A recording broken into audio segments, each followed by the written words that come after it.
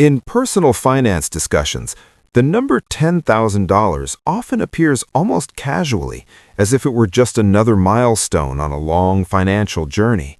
But psychologically and mathematically, it represents something far more significant than the number itself might suggest.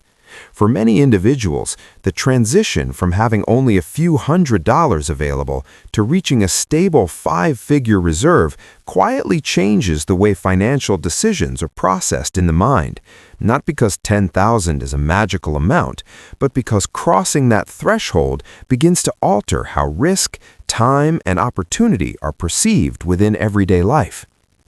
Imagine two people facing the same unexpected expense. One person has $300 available after bills, the other has $10,000 set aside. The expense might be identical, perhaps a medical bill, a car repair, or a sudden travel requirement, but the psychological experience of that event is dramatically different. The first individual enters a stress response where the brain becomes focused on immediate survival decisions, often narrowing attention toward short-term solutions like borrowing, delaying payments, or shifting obligations forward in time. Behavioral economists have observed that scarcity itself changes cognitive bandwidth, meaning that when financial resources are extremely limited, the mind becomes occupied with urgent calculations rather than strategic thinking. Once a person accumulates a larger buffer, the brain begins to operate under different conditions. Instead of reacting to every expense as a threat to stability, decisions begin to include time as a variable. A $10,000 reserve does not eliminate financial risk, but it creates a margin that allows someone to pause before reacting.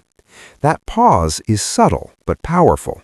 When people have even a modest buffer, they tend to evaluate options more calmly, compare alternatives, and consider consequences that extend beyond the next few weeks. In this way, the presence of a reserve changes behavior long before it changes wealth. There is also a mathematical dimension that explains why this threshold tends to feel different. When savings are extremely small, even minor disruptions can erase progress entirely. If someone saves $100 per month but faces a $600 emergency, half a year of progress disappears instantly. This repeated reset pattern is one of the quiet mechanisms that keeps many households stuck in a cycle where saving feels difficult to sustain. However, once savings reach a larger level, the same disruptions represent a smaller percentage of the total reserve. A $600 expense against a $10,000 reserve reduces the balance only slightly, which allows the underlying saving behavior to continue without feeling constantly undone. Another shift occurs in the way opportunities are perceived. When resources are extremely tight, most financial decisions are defensive. The goal becomes avoiding loss rather than evaluating potential benefits. But once a person moves beyond immediate scarcity, the range of possible decisions slowly expands. Someone with a larger reserve might have the flexibility to wait for better pricing, avoid high-interest borrowing, or handle unexpected changes without altering long-term plans. None of these outcomes require dramatic wealth, yet they demonstrate how even moderate reserves can influence the structure of financial life. Looking more broadly, economists often describe this transition as the difference between fragility and resilience. Fragility means that small disturbances create disproportionate consequences, while resilience means the system can absorb shocks without collapsing. In personal finance, a savings buffer serves as a form of structural resilience. The precise number that creates this effect varies from person to person, depending on expenses and responsibilities, but the general principle remains consistent across many financial situations.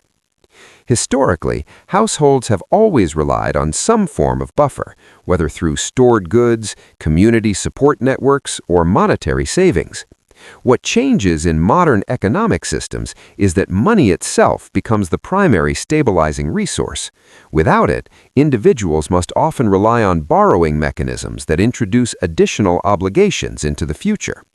With it, even in modest amounts, the household gains a small but meaningful layer of independence from those mechanisms. This is why the idea of $10,000 tends to appear frequently in financial discussions. It is not presented as a final destination or a guaranteed solution, but rather as a threshold where the relationship between stress, decision-making, and financial behavior often begins to shift. The number represents a point where the system becomes slightly more stable, where setbacks are less likely to erase months of progress, and where the mind has just enough breathing room to begin thinking beyond immediate survival.